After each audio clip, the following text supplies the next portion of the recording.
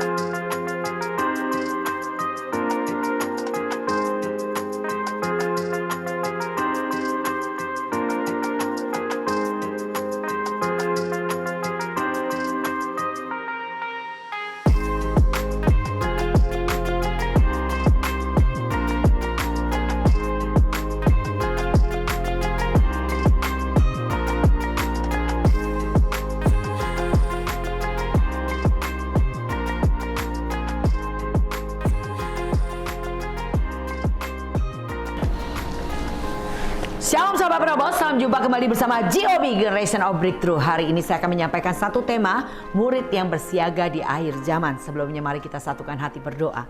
Tak hentinya kami naikkan syukur untuk kembali kesempatan demi kesempatan Tuhan percayakan untuk kami belajar kebenaran firman-Mu. Agar kami mengerti apa yang menjadi kerinduan Tuhan untuk kami lakukan. Berbicara Tuhan, kami siap mendengarkan dalam nama Tuhan Yesus. Haleluya, amin. Sahabat Penobos, bacaan kita dari 1 Tesalonika 4 ayat 15 sampai dengan ayat ke-17. Ini kami katakan kepadamu dengan firman Tuhan, kita yang hidup, yang masih tinggal sampai kedatangan Tuhan, sekali-kali tidak akan mendahului mereka yang telah meninggal. Sebab pada waktu tanda diberi, yaitu pada waktu penghulu malaikat berseru dan sangkakala Allah berbunyi, maka Tuhan sendiri akan turun dari surga, dan mereka yang mati dalam Kristus akan lebih dahulu dibangkitkan. Sesudah itu, kita yang hidup, yang masih tinggal akan diangkat bersama-sama dengan mereka dalam awan menyongsong Tuhan di angkasa. Demikianlah kita akan selama-lamanya bersama-sama dengan Tuhan. Amin. Wow, luar biasa saudara ya, ada janji Tuhan. Ini semua yang kita nanti-nantikan karena waktu terdekat dengan kita hari ini adalah rapture, pengangkatan orang percaya. Tuhan bisa datang kapan saja menjemput kita. Disebutkan tadi di ayat 16 bahwa dikatakan yang pertama yaitu ketika sangkakala terakhir berbunyi, yang mati dalam Tuhan akan dibangkitkan dan kita yang hidup diubah dalam tubuh kemuliaan. Luar biasa bukan saudara?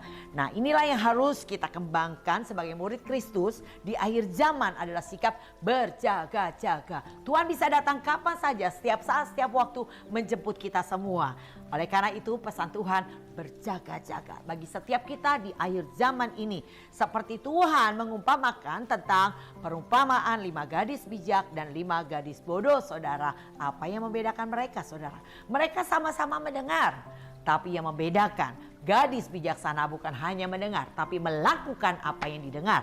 Ya seperti seorang bijaksana yang membangun rumahnya di atas dasar batu. Pada saat ada badai, banjir, rumah itu tidak roboh. Tetapi siapa gadis bodoh? Mereka mendengar juga saudara, tapi mereka tidak melakukannya. Seperti seorang yang membangun rumahnya di atas dasar pasir. Waktu ada badai banjir menerpa rumah itu roboh dan parahlah kerusakannya. Saudara mengerti maksud dari perumpamaan ini bukan?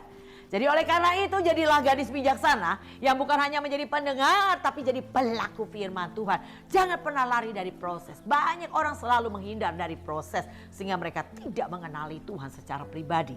Justru di dalam proses kehidupanmu engkau akan kenali Tuhan. Dia Allah penolong, Dia Allah sumber damai sejahtera, Dia Tuhan Allah penyembuh, Dia Tuhan Allah yang menyediakan banyak hal saudara yang Tuhan akan lakukan ketika engkau di dalam kesulitan dalam hidupmu. Kenapa? Karena janji Tuhan adalah untuk mengikuti Yesus pertama kali syaratnya adalah mau sangkal diri, pikul salib setiap hari baru ikut Yesus. Kalau saudara tidak mau sangkal diri, gak mau pikul salib, mendingan gak usah deh ikut Yesus ya saudara ya. Karena Tuhan gak suka orang yang suam-suam. Tuhan mau saudara adalah orang yang berkobar, semangat, menyala-nyala di dalam Tuhan. Itulah yang Tuhan mau ada pada saudara terlebih di akhir zaman ini. Oke saudara, kita pelajari sebagai murid Tuhan.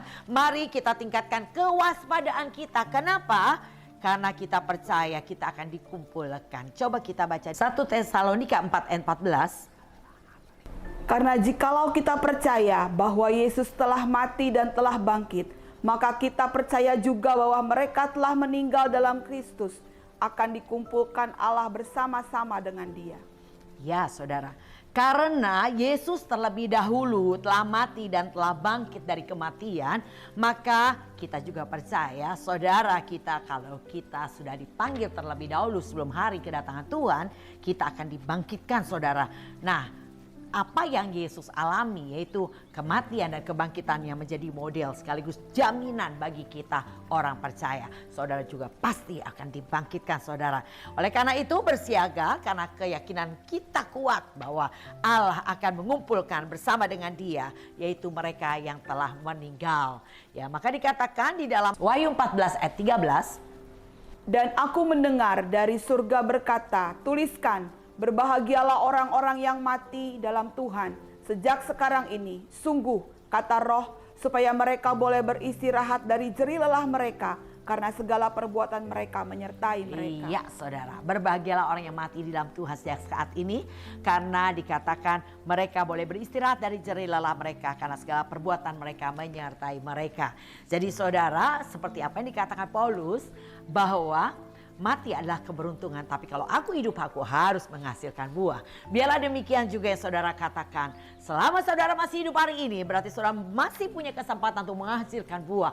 Lakukan apa yang baik, beribadah kepada Tuhan dengan sungguh-sungguh, lakukan setiap kebenarannya. Saya percaya saudara pasti akan bertumbuh dalam iman kepada Tuhan, dan kau akan menjadi orang yang kuat, karena Tuhan akan melatih saudara sedemikian rupa. Di tengah masalah, di tengah goncangan hidupmu, di situ ada Tuhan yang sedang melatih kita menjadi orang-orang hebat, orang yang kuat. Artinya apa? Diapain aja tidak akan pernah saudara tersandung.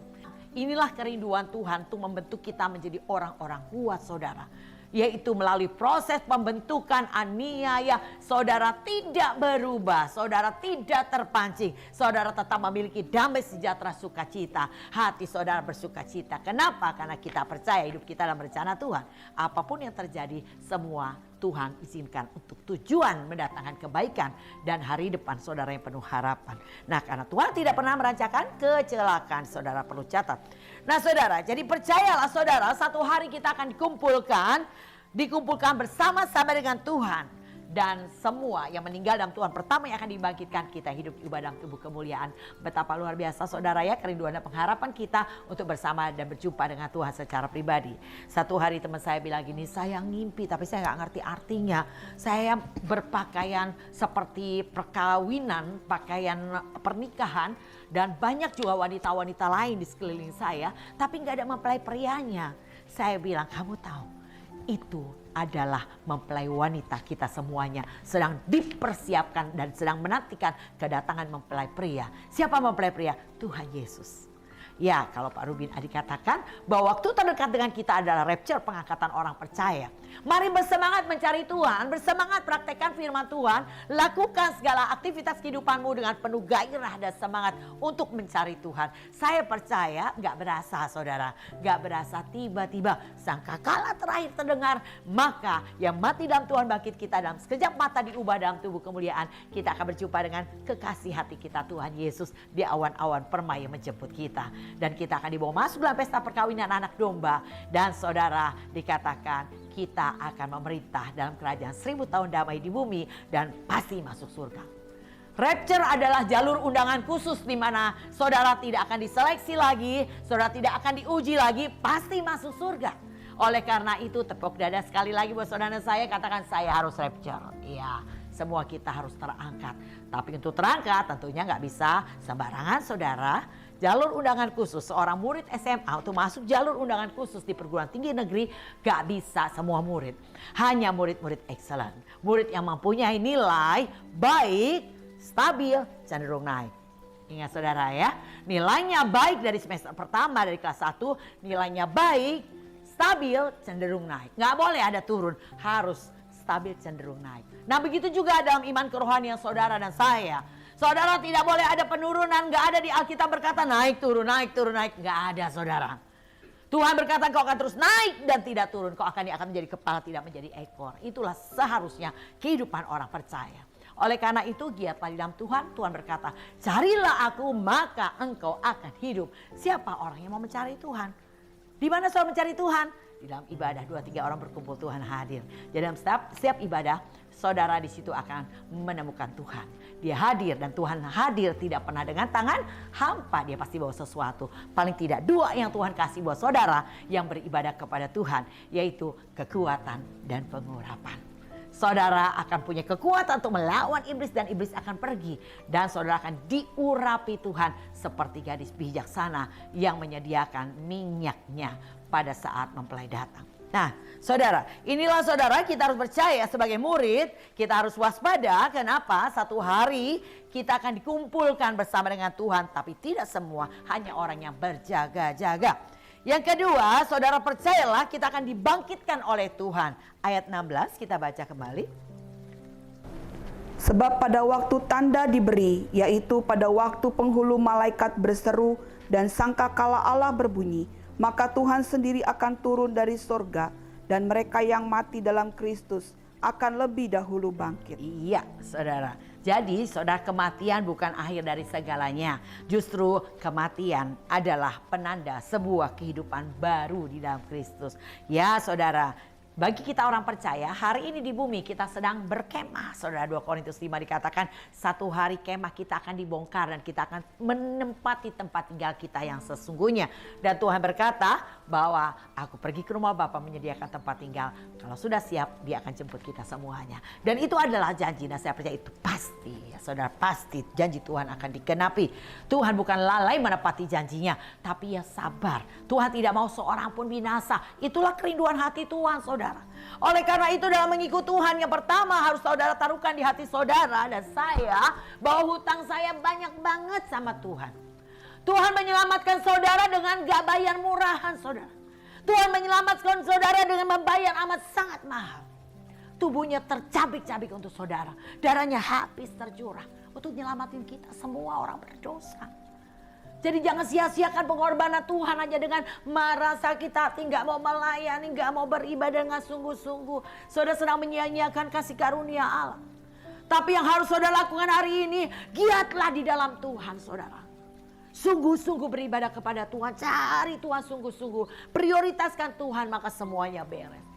Saya percaya Matius 6 ayat 33 yang berkata, tetapi carilah dahulu kerajaan Allah dan kebenarannya, maka semuanya akan ditambahkan kepadamu.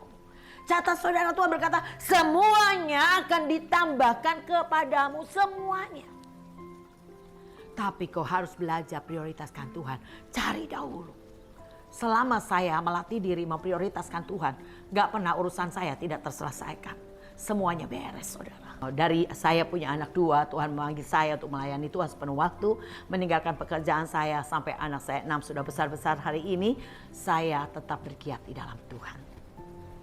Dan saya melihat tidak ada masalah tanpa solusi bersama Tuhan Yesus. Dan seperti apa yang dikatakan Mazmur 112, berbahagialah orang yang takut akan Tuhan dan sangat suka kepada segala perintahnya. Maka dikatakan di dalam gelap terbit terang bagi orang benar. Tidak ada masalah tanpa solusi. Selalu ada terang, ada jalan keluar Tuhan untuk menyelesaikan setiap masalah yang ada. Sehingga saya gak pernah nyesel saudara ninggalin pekerjaan saya. Saya gak pernah nyesel ninggalin jabatan saya. Saya gak pernah nyesel meninggalkan gaji saya setiap bulannya. Karena saya tahu kepada siapa saya bekerja. Saya bukan bekerja kepada manusia. Sekalipun konglomerat yang paling kaya sekalipun di dunia ini, saya gak pernah nyesel. Karena saya tahu saya sedang bekerja kepada raja segala raja, penguasa di atas segala penguasa, konglomerat di atas segala konglomerat. Kalau bos suami saya aja tahu bagaimana memberi upah kepada suami saya yang sungguh-sungguh dalam bekerja dan tidak hitung-hitungan, apalagi saya yang bekerja kepada Dia raja segala raja yang maha adil, jauh lebih baik daripada manusia. Jadi oleh karena itu saudara, berbahagialah saudara hari ini dipanggil Tuhan, dipilih untuk melayani Dia. Saudara terpilih di antara begitu banyak manusia yang ada di dunia ini, saudara terpilih. Marilah saudara menjadi orang-orang yang dapat dipercaya oleh Tuhan. Menjadi orang-orang yang dapat bertanggung jawab dengan apa yang Tuhan percayakan. Jangan jadi orang yang sebentar kecewa, sebentar sakit hati, sebentar marah. Halo, ini sudah ada di akhir zaman, saudara perlu sadar. Waktu tinggal menunggu kedatangannya. Jangan biarkan hati saudara Seringkali kena panah api si jahat mulai merasa kecewa, marah, sakit hati, dan akhirnya mundur, saudara. Jadi oleh karena itu, saudara percayalah kita akan dibangkitkan oleh Tuhan. Jadi saudara, seperti tadi saya katakan Paulus dikatakan berkata dalam Filipi 1 ayat 21 dan 22. Karena bagiku hidup adalah Kristus dan mati adalah keuntungan. Tetapi jika aku harus hidup di dunia ini, itu berarti bagiku bekerja memberi buah. Jadi mana yang harus kupilih? Aku tidak tahu. Ya, jadi hidupku adalah untuk Kristus dan kematian adalah keuntungan. Dan kalau aku hidup, aku harus menghasilkan buah. Jadi itulah saudara juga harus kita ambil sebagai satu sikap yang luar biasa daripada Paulus, saudara. Jadi dia berkata kematian dia tidak takut. Karena apa? Dia sudah maksimal, saudara.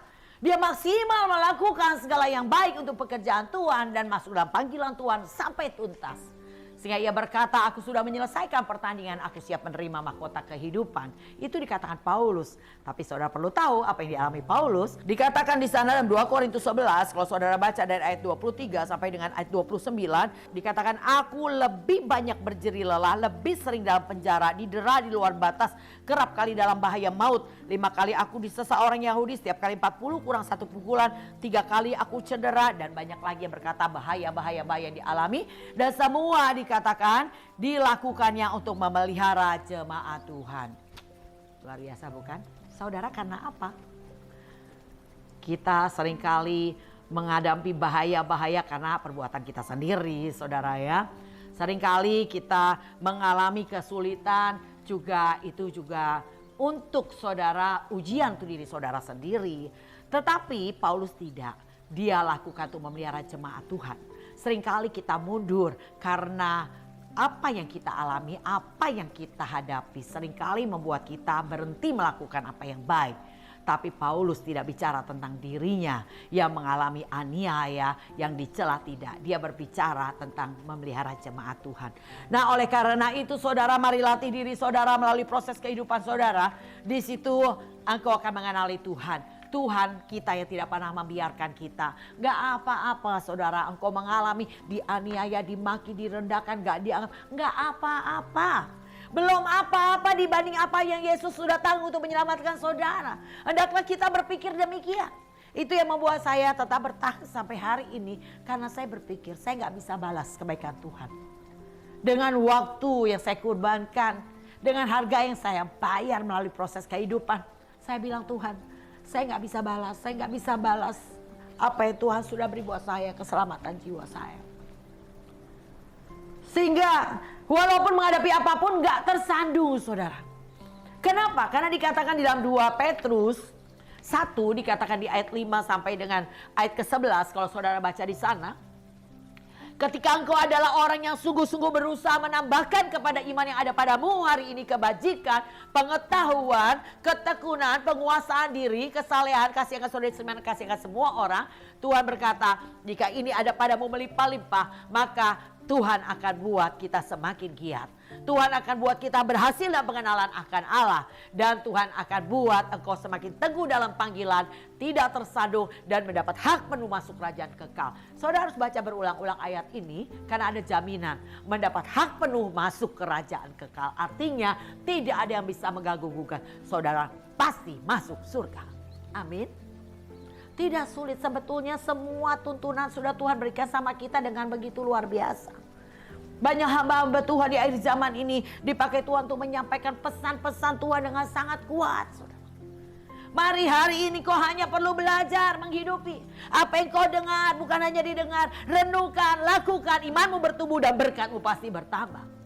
Seringkali kita mau memperoleh berkat tapi kita tidak mau melakukan kebenarannya. Seperti orang yang mau dapat gaji tapi enggak kerja, saudara. Itu tidak mungkin. Jadi oleh karena itu kau hanya perlu bekerja untuk apa? Percaya kepada Yesus. Kalau kau percaya kau akan lakukan setiap perintahnya. Dan kalau kau lakukan perintahnya, janjinya adalah pasti buat saudara. Ya, jadi saudara, mari percayalah bahwa satu hari kita akan dibangkitkan. Kita akan berkumpul bersama dengan Tuhan.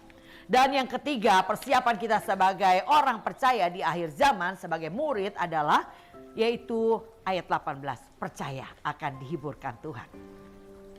Karena itu hiburkanlah seorang akan yang lain dengan perkataan-perkataan ini. Ya saudara, hiburkan dengan perkataan ini, itu janji kita akan diangkat Tuhan, rapture saudara, dibangkitkan dan kita akan dihidupkan kembali. Bagi yang sudah meninggal terlebih dahulu atau yang hidup masih ketika sangkakala terakhir berbunyi, kita diubahkan dalam tubuh kemuliaan. Saudara, sebagai murid Kristus, mari kita selalu bersiaga di akhir zaman karena masa depan yang penuh harapan, yaitu kemuliaan kerajaan surga adalah pasti. Gak mudah-mudahan, pasti saudara. Ya meskipun dunia hari ini penuh dengan gejolak, peperangan, ya tidak jarang menebarkan ketakutan, banyak PHK di mana-mana karena semua tenaga manusia mulai digantikan dengan tenaga teknologi, yaitu robot saudara. Namun di dalam Kristus kita masih memiliki penghiburan yang sejati. Percayalah, Tuhan berkata, Wahyu 3 dikatakan di ayat yang ke-10 dan 11. Karena engkau menuruti firman-Ku, untuk tekun menantikan aku, maka aku pun akan melindungi engkau dari hari pencobaan yang akan datang atas seluruh dunia, dan untuk mencobai mereka yang diam di bumi. Aku datang segera, peganglah apa yang ada padamu, supaya tidak seorang pun mengambil mahkotamu. Iya, dikatakan di dalam Wahyu ketiga tadi bahwa Tuhan akan melindungi kita dari hari pencobaan yang akan datang atas dunia. Trailernya sudah Tuhan nyatakan saudara melalui pandemi 3 tahun ini saudara. Itu adalah trailer yang pencobaan akan menimpa, pencobaannya akan menimpa dunia. Tapi satu hari bukan hanya trailer tapi kenyataannya. Pencobaannya akan datang atas dunia. Tetapi Tuhan berkata kepada kita bahwa Tuhan dikatakan akan melindungi kita dari hari pencobaan itu saudara. Yaitu kepada siapa Tuhan melindungi? Kepada orang yang menuruti firman Tuhan, yang tekun menantikan Tuhan. Tekun menantikan Tuhan, di mana kita menantikan Tuhan? Di dalam ibadah saudara. Saya sangat ingat sekali cerita tentang seekor anjing yang setia, namanya Hachiko saudara. Ia setia menantikan Tuhannya, walaupun Tuhannya gak datang-datang saudara. Ia selalu tepat jam 5 sore ada di depan pintu stasiun kereta untuk menantikan Tuhannya datang. Walaupun tidak datang-datang, dikatakan musim dingin, dia dipindah jaraknya cukup jauh tapi dia tetap datang. Lalu dia dalam keadaan sakit, dia tetap datang saudara menantikan Tuhannya.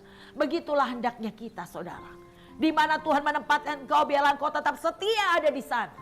Ketika engkau mengambil keputusan beribadah dalam satu ibadah saudara persekutuan doa, tetaplah tinggal di sana. Itu adalah tempat kita menanti-nantikan Tuhan. Saya percaya semakin banyak engkau ada di tempat menantikan Tuhan, kemungkinan besar engkau lagi, oh Tuhan kau baik. Tiba-tiba saya akan berbunyi dan kita pasti rapture saudara. Nantikan Tuhan di tempat di mana Tuhan tanam saudara. Dan pertumbuhan itu perlu disengaja. Saudara harus memaksa diri saudara untuk saudara mengalami pertumbuhan.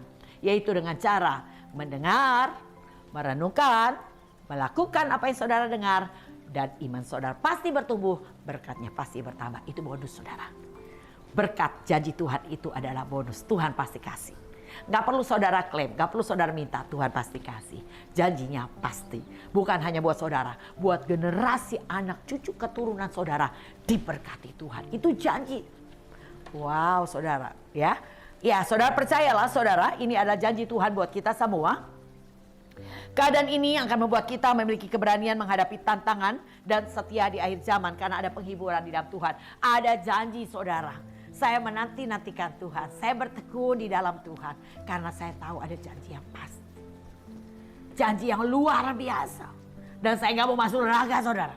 Karena 4 kali saya baca tentang neraka. Baik melalui traktat yang saya percaya gak kebetulan banget. Saya makan mie ayam. Kok tukang mie bisa kasih saya traktat tentang neraka saudara. Ada seorang datang di dalam ibadah komsel. Dia pinjemin buku saya tentang surga neraka.